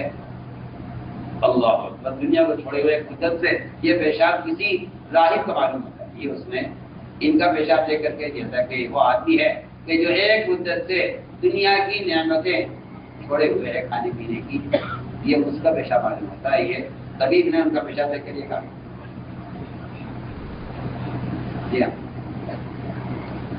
لوگوں نے کہا بھی بخاری سے کہ آپ کے پیسے آدمی لے کے بھاگا ہوا ہے، وہ فلاں شہر میں رہتا ہے، آپ وہاں کے حاکم کو پرچہ لکھ دیجیے، وہ آپ کے پیسے دکھوا دے گا۔ کہ میں ان حکام کا اپنے اوپر احسان نہیں دینا چاہتا، یہ کل کو مجھ سے مطالبہ کریں گے کہ یہ فتویٰ اس طرح دے دو، یہ فتویٰ اس طرح دے دو، تو میں ان کا مطالبہ پورا کروں گا، جن کا نقصان ہوگا، لہٰذا میں ان حکام کا احسان اپنے اوپر لینا نہیں چاہتا۔ یہ بالکل معاملات ابھیان میں میں نے اس لیے سنایا تاکہ آپ کو معلوم ہونا چاہیے کہ امام بخاری کے والد نے ان کو پاکیزہ مال یہ کیا کر دیا۔ میں نے عرض کیا کہ غذا ستھری ہونی چاہیے، یہ سب سے پہلی بات۔ یہ تقویٰ علم کا حاصل کرنے کے لیے دو چیزوں کا مطالبہ کرتا ہے، ایک پاکیزہ غذا ہو، دوسرے گناہوں سے اجتناب، گناہوں سے اجتناب۔ اگلی بات یہ ہے کہ علم حاصل کرنے کے لیے دو چیزیں ضروری ہیں، بلکہ 3 چیزیں ضروری ہیں، ایک انابت طلب، دوسرے ہجرت اپنے وطن کو چھوڑنا، اور تیسری شرط ہے علماء کی صحبت۔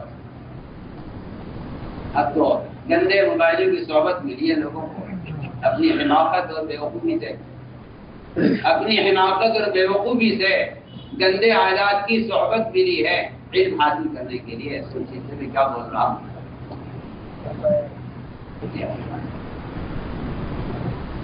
صحابہ کا مصاحب، صحابہ کا مصاحب محمد صلی اللہ علیہ وسلم تھے، محمد صلی اللہ علیہ وسلم کا مصاحب جبرائیل تھے۔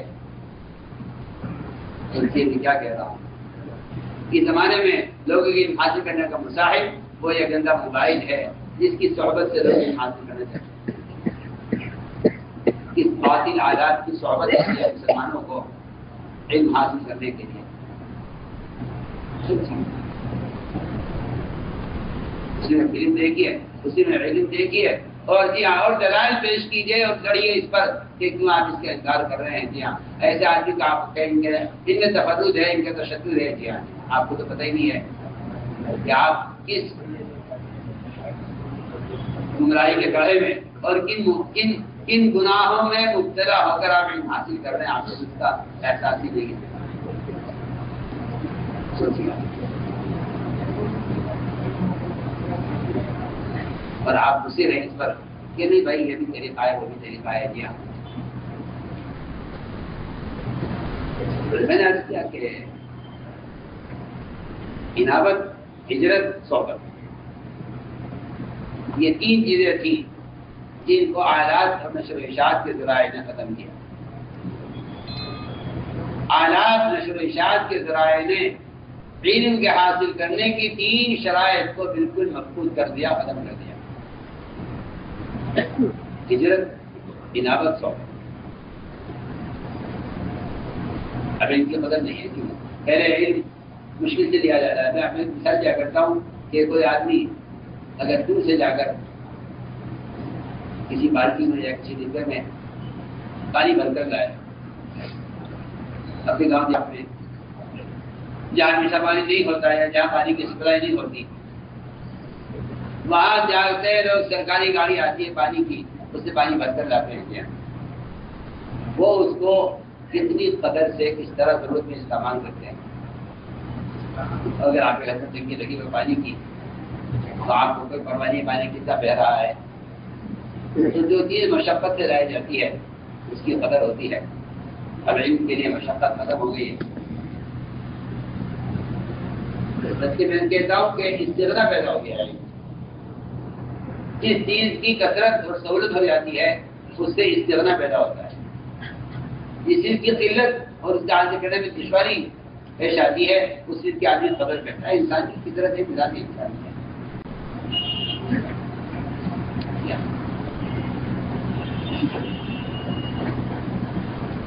میں نے عرض کیا کہ ہجرت، انابت اور صحبت، یہ تین چیزیں اثر ہیں۔ اس لیے علم کے لیے خود چل کر آنا، علم کے لیے خود چل کر آنا یہ تواضع اور طلب کی علامت ہے، اور علم کو اپنے پاس بلانا کہ ہمیں پاس علم کہتی ہے، یہ استغنا کی علامت ہے۔ اور بلکہ یہاں تک ملتا ہے علماء اور ائمہ کے قول میں یہاں تک ملتا ہے کہ علم کو اپنے پاس منگوانا یہ آدمی کے اندر تکبر کی علامت ہے۔ صاف یہ تکبر کی علامت ہے کہ علم ہمارے پاس لایا جائے۔ ہارون خلیفہ ہارون رشید جب آئے اور وہاں آ کر جگہ قیام کیا اور ان کو معلوم ہوا کہ امام مالک رحمۃ اللہ علیہ نے موطا امام مالک مکمل کر لیا، تو انہوں نے اپنے وزیر کو بھیجا جعفر برمکی کو کہ جاؤ جا کر امام صاحب سے کہو حدیث کی کتاب میرے پاس لے کر آئے میرے محل میں اور مجھے حدیث سنائیں۔ امام مالک نے وزیر سے کہا جا کر خلیفہ سے کہ علم چل کر کسی کے پاس نہیں جاتا، علم حاصل کرنا ہے تو اپنا محل چھوڑ کر یہاں مسجد میں آئے۔ جا کر بادشاہ وزیر گیا، واپس جا کر بادشاہ نے کہا کہ امام مالک نے جواب دیا ہے۔ تو امام مالک خود پہنچ گئے، بادشاہ نے پوچھا کتاب لے کر آئے ہو؟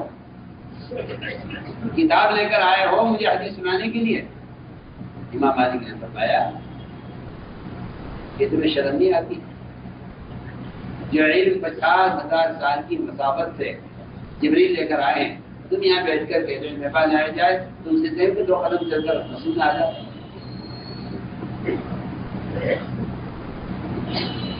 امام مالک نے ان کے ساتھ یہ کہا، حدیث نقل کی، کہا کہ یہ علم اس طرح اترا تھا محمد صلی اللہ علیہ وسلم پر۔ علم نے ثابت کیا تھا مالک نے اس وقت خلیفہ ہارون رشید کو حدیث سنا۔ قاضی علم نے ثابت روایت کرتے ہیں کہ میں آپ شاسن کے پاس بیٹھا ہوا تھا اور میرا آپ کا گھٹنا میری ران پر رکھا ہوا ہے، برابر اس طرح آپ شاسن کا گھٹنا ان کی ران پر کہنے کہ پورا رسمی ذرا سا گھٹنا آپ کا میرے گھٹنے کے اوپر ٹکا ہوا تھا، اس کا کوئی وزن نہیں تھا۔ لیکن اس درمیان میں آپ پر اچانک وحی آئی اور آپ پر جو وحی اتری ہے اس میں ایک چھوٹا سا ٹکڑا آیت سے نازل ہوا تھا۔ اللہ کے راستے میں کتنے وعدوں کے بارے میں کہا تھا کہ جو بیمار ہیں ان پر کوئی الزام نہیں ہے، اتنا سا ٹکڑا نازل ہوا۔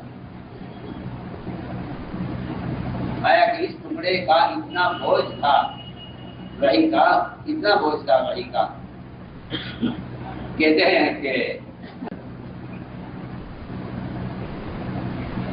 اتنا بوجھ تھا اس وحی کا کہ میری ران کی ہڈی چورا چورا ہونے کو تھی، مجھے یقین ہو گیا تھا کہ میری ہڈی بچے گی، کہ میں آپ کے پاس بیٹھا ہوا تھا۔ یہ پوری واقعہ سنایا امام مالک نے خلیفہ کو، اور یہ کہا بھائی اتنی عظیم چیز اور تم یہاں بیٹھ کر کہہ رہے ہو کہ میرے پاس جائے گا نہیں۔ فرمایا کہ تمہارے اندر کبر کی علامت ہے کہ تم چل کر نہیں آ رہے علم کے لیے، یہ تمہارے اندر تکبر کی علامت ہے، اور متکبر پر معلوم نہیں ہوتا۔ بادشاہ فوراً آفتاب کے ساتھ اٹھا اور مسجد میں آئے۔ امام مالک رحمۃ اللہ علیہ نے خلیفہ سے کہا کہ آپ پڑھیے حدیث، ہم سنیں گے۔ خلیفہ نے کہا کہ یہ جو آپ کے کمرے میں اور آپ کے ساتھ یہاں یہ عوام بیٹھے ہوئے ہیں، پہلے ان عوام کو الگ کیجیے، پھر میں حدیث پڑھوں گا۔ امام مالک نے سارے علماء کے لیے، میں تو بہت اہم بات کہہ رہا ہوں، سارے علماء کے لیے امام مالک نے اس وقت یہ اصول بیان کر دیا، اور یہ فرما دیا امام مالک رحمۃ اللہ علیہ نے کہ اگر عوام خواص کی رعایت میں عوام کو علم سے الگ کر دیا جائے گا تو خواص کو بھی کوئی فائدہ نہیں ہوگا۔ خواص کو فائدہ جب ہوگا اس علم سے جب علماء کی مجلسوں میں عوام بھی ہو اور خواص کے ساتھ عوام کو شامل کیا جائے، خواص کے ساتھ عوام کو بھی شامل کیا جائے علم کے حلقے میں، تب تو خواص کو فائدہ ہوگا۔ اور اگر عوام کو الگ کر دیا گیا اور خواص کی رعایت میں خواص کے لیے علم کا حلقہ الگ لگایا گیا تو خواص کو بھی کوئی فائدہ نہیں ہوگا۔ میں اس سے عرض کر رہا ہوں کہ امام بخاری سے کوفے کے امیر نے یہ کہا آپ میرے بچوں کو حدیث پڑھائیں، اور حدیث پڑھانے کے لیے آپ میرے گھر آئے، میرے گھر آیا کریں، کیونکہ میرے بچے ہیں یہ باہر نہیں جائیں گے مدرسے پڑھنے کے لیے، میرے بچے مدرسے میں نہیں جائیں گے پڑھنے کے لیے، آپ کی درگاہ میں نہیں آئیں گے، آپ کو وقت نکال کر میرے گھر میں آ کر میرے بچوں کو حدیث سنانی پڑھانی ہوگی، کیونکہ انہیں دونوں کو حدیث کا شوق ہے۔ امام بخاری نے جواب دیا کہ میں آپ کے گھر میں آ کر آپ کے بچوں کو حدیث پڑھاؤں، میں حدیث کو ذلیل کرنا نہیں چاہتا۔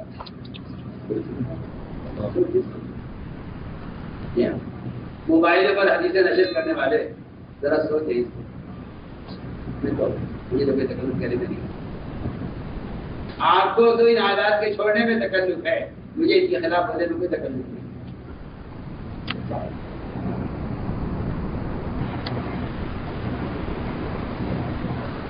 وہ توہین کی ہے علم کی، وہ توہین کی ہے علم کی زمانے کے لوگوں نے، وہ توہین کی ہے، وہ توہین کی۔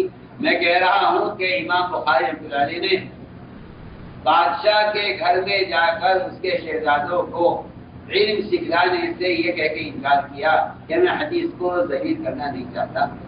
سوچیے آپ غور کیجیے کہ کیا بول رہا ہوں، جبکہ وہ کوئی عام آدمی نہیں ہے، خلیفہ ہیں، بلکہ وہ پورے کوفے کا بادشاہ تھا، کوفے کا آدمی تھا،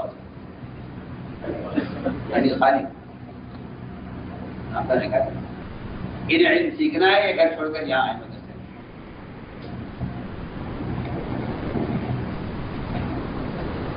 امام صاحب نے منع کر دیا، اس نے کہا چلیے آپ نہیں آتے نہیں مانتے تو ٹھیک ہے، مگر میری ایک شرط ہے کہ میرے بچے آپ کے پاس آئیں گے پڑھنے کے لیے، مگر صرف میرے بچوں کو آپ پڑھائیں گے، عوام کے بچے میرے بچوں کے ساتھ نہیں بیٹھیں گے، ان کی حیثیت ہو رہے ہیں، مجھے حیثیت ہو رہے ہیں، یہ جو حیثیت رکھتے ہیں اپنی وہ تو علم حاصل کر ہی نہیں سکتے۔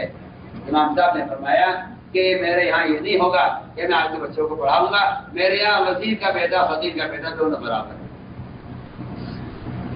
اس جواب پر ابھی خالد کو غصہ آیا اور اس نے امام بخاری کو کوفے سے نکال دیا، فرمایا میں کوفہ چھوڑ دوں گا لیکن میں حدیث تو ذلیل کروں یا میں اپنے تعلیم کا اصول چھوڑ دوں، میں یہ نہیں کر سکتا۔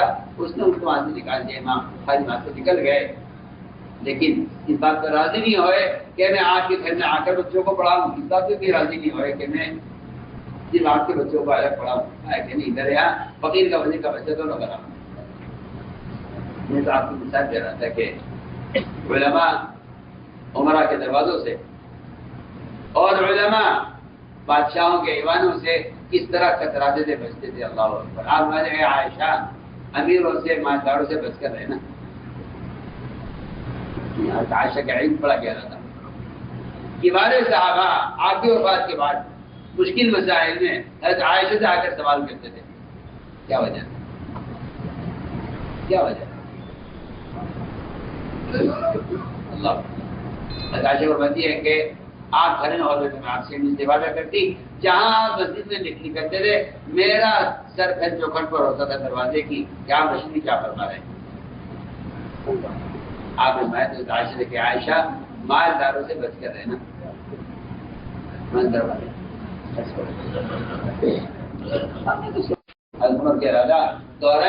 بیان آپ کو پسند آیا ہو تو بیان کو لائک، شیئر اور چینل کو سبسکرائب کرنا مت بھولیے۔ کمنٹس میں اپنی رائے کا اظہار ضرور کیجیے۔